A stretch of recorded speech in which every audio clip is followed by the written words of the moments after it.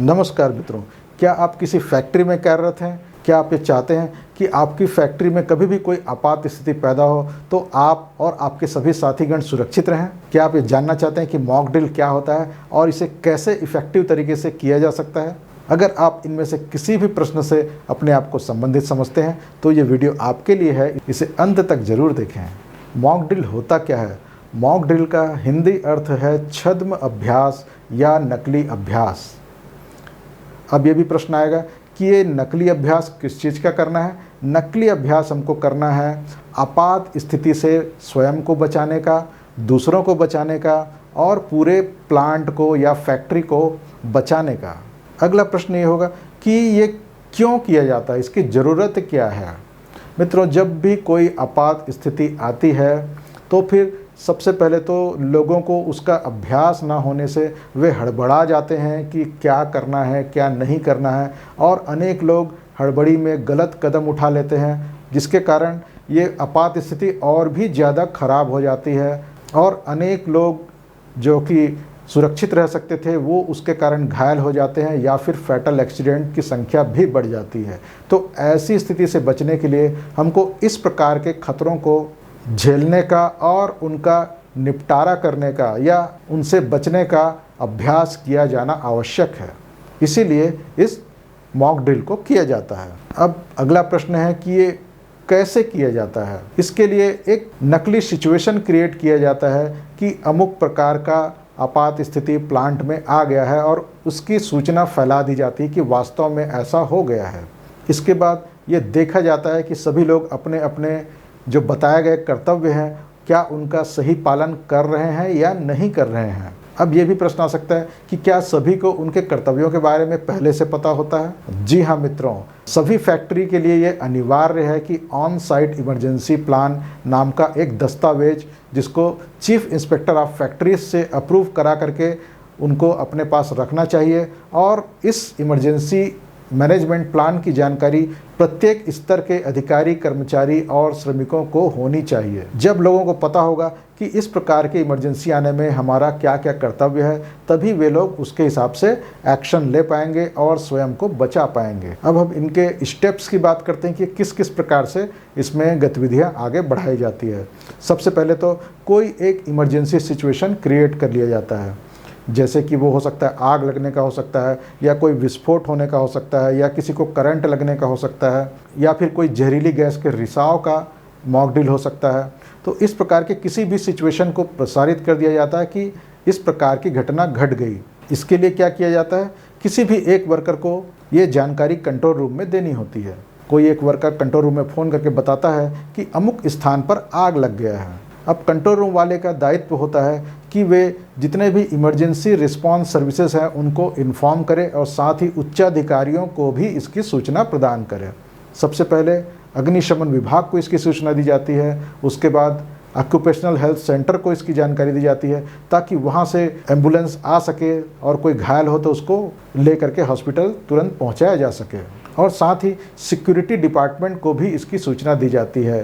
Security department जो कि लोगों के आने जाने को नियंत्रित करता है, तो मेन गेट में जो अनावश्यक लोग हैं जो अंदर आने वाले हैं उन सभी को रोक दिया जाता है, और जो आवश्यक कोई मदद है जैसे कि बाहर से कोई एम्बुलेंस इत्यादि आ रहा है तो उनको आने दिया जाए। इस प्रकार के इंटेंशन से सिक्योरिटी विभाग को भी इसकी सूचना दी जाती है। और साथ ही जिस स्थान पर कोई आपात स्थिति आई है उस विभाग के उच्चाधिकारियों को और प्लांट के जो टॉप मैनेजमेंट के लोग हैं उनको भी इसकी सूचना दिया जाना आवश्यक होता है। जैसे कि अगर कहीं टरबाइन विभाग में कोई समस्या आई है तो टरबाइन विभाग के जो उच्चाधिकारी हैं उनको पता होना चाहिए, ताकि वे भी आ करके वहाँ पर कोई एक्शन लेना हो तो वो ले सकें और अपने ऑक्सिलरीज़ को बचा सकें और अपने वर्कर्स को सुरक्षित रख सकें। अगर कोई दुर्घटना विद्युत से संबंधित है तो विद्युत विभाग के लोगों का वहाँ पर आना आवश्यक होगा ताकि वे सही तरीके से एक्शन ले सकें और दुर्घटना को आगे बढ़ने से रोका जा सके।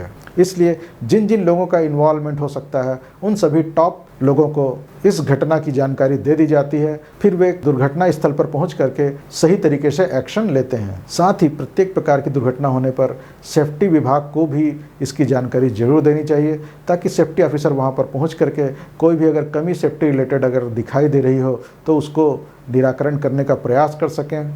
और जो दुर्घटना से संबंधित एविडेंस है उन सबको इकट्ठा करवा सके, ताकि उसकी सही तरीके से एनालिसिस किया जा सके कि ये दुर्घटना क्यों हुई। अब कई बार ये भी प्रश्न आता है कि हम मॉक ड्रिल तो करते हैं लेकिन सही तरीके से इफ़ेक्टिवनेस नहीं आ पाता, जैसा हम चाहते हैं वैसा रिस्पांस लोग नहीं दिखाते, तो उसके लिए हम क्या कर सकते हैं। तो मित्रों, अगर ऐसी स्थिति आ रही तो फिर सबसे पहले हम मॉक ड्रिल को पहले से बता करके भी कर सकते हैं। शुरुआती स्थिति में एक आध बार हम लोगों को पहले बता दें कि इस डेट में इस विषय पर मॉक ड्रिल होने वाला है, ताकि सभी लोग अलर्ट रहें, अपने अपने कर्तव्यों को जानें और उसके हिसाब से एक्शन लें। लेकिन जब भी हम इस प्रकार से बता करके मॉक ड्रिल करते हैं तो उसके कुछ दिन बाद तुरंत ही बिना बताए भी मॉक ड्रिल कर देना चाहिए, ताकि लोगों को इसका सही अभ्यास हो सके। अब मित्रों, हम बात करते हैं कुछ विशेष प्रकार के मॉक ड्रिल की, जो कि ज़रूर होते ही रहना चाहिए बीच बीच में, जैसे कि बिल्डिंग के इवैक्यूएशन का। कई बार किसी बिल्डिंग में आग लगने पर उस बिल्डिंग को लोगों से खाली कराया जाना आवश्यक है, खास करके ऐसे बिल्डिंग जहां पर कि बड़ी संख्या में लोग उपस्थित हैं, बड़े बड़े कार्यालय हैं, तो ऐसी बिल्डिंगों में ज़रूर इवैक्यूएशन का मॉक ड्रिल होना चाहिए। क्योंकि जब भी आग लगती है और लोगों को जब बिल्डिंग खाली कराया जाता है तो लोग गलत तरीके से बिल्डिंग से बाहर जाने की कोशिश करते हैं, लिफ्ट का प्रयोग करते हैं, जबकि जब भी आग लगता है तो फिर वहाँ पर लिफ्ट में कभी भी जाने का प्रयास नहीं करना चाहिए, क्योंकि लिफ्ट में एक साइड वैक्यूम रहने के कारण वो आसपास के धुआं को खींचता है और जो भी लोग लिफ्ट में हैं अंदर, उन सभी का दम घुट सकता है और मौत भी हो सकती है।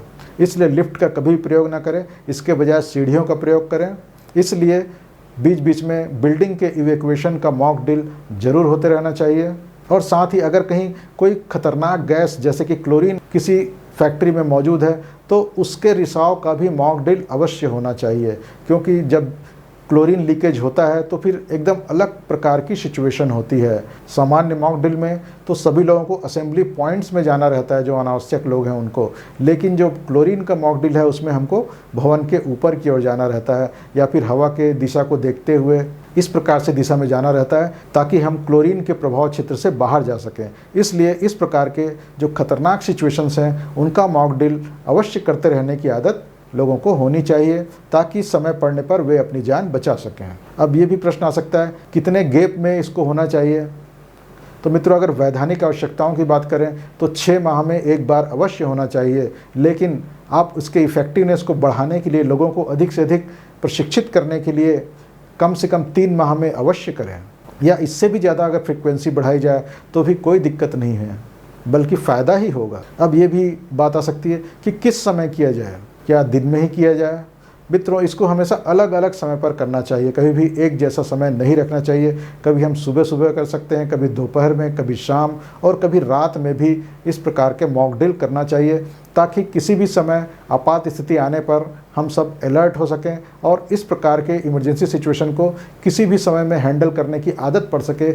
इसलिए इस प्रकार के मॉक ड्रिल को अलग अलग समयों पर किया जाना चाहिए। तो मित्रों, आज के लिए इतना ही। अगर ये वीडियो आपको पसंद आया हो तो इसे लाइक जरूर करें और अपने मित्रों को भी शेयर करें। और अब तक अगर आपने इस चैनल को सब्सक्राइब नहीं किया है तो पहले रुक जाएं, इस चैनल के अंदर जा करके 1-2 वीडियो और देख लें। अगर ये चैनल आपको काम का लगता है तभी इसको सब्सक्राइब करें और इसके सारे वीडियोज़ को देख डालें। और हाँ मित्रों, एक और खुशखबरी है, आप लोगों के लिए एक बहुत ही महत्वपूर्ण ऐप लॉन्च हुआ है जिसका नाम है सेफ इंजीनियर गाइड, जो कि प्ले स्टोर पर उपलब्ध है, जिसमें आपके कार्यस्थल को सुरक्षित बनाने से संबंधित अनेक प्रकार की जानकारियों के स्रोत वहां मौजूद हैं। तो इसका प्रयोग कीजिए और अपने कार्यस्थल को सुरक्षित बनाइए। उसका लिंक आपको डिस्क्रिप्शन बॉक्स में मिल जाएगा। साथ ही एक इम्पॉर्टेंट वेबसाइट जो कि आपके बहुत ही काम का है, उसका लिंक भी आपको नीचे डिस्क्रिप्शन बॉक्स में मिल जाएगा, जिसका प्रयोग करके आप अपने सेफ्टी से संबंधित ज्ञान को और भी अधिक बढ़ा सकेंगे और अपने कार्यस्थल को 0 एक्सीडेंट वाला बना सकेंगे। तो मिलेंगे अगले वीडियो में, तब तक के लिए नमस्ते जी, जय हिंद।